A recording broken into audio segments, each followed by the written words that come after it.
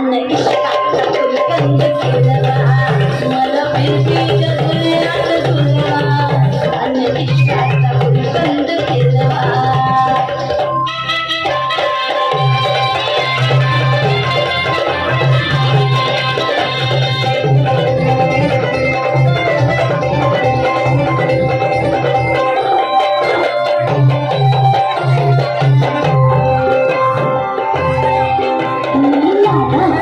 तुमची बहीण